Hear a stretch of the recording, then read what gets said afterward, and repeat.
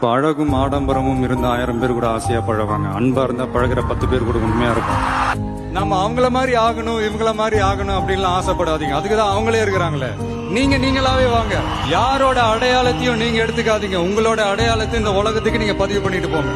நம்மள வணங்குறவங்களும் இருப்பாங்க, நம்மள வரவேற்கிறவங்களும் இருப்பாங்க, நம்மளை எதிர்க்கிறவங்களும் இருப்பாங்க.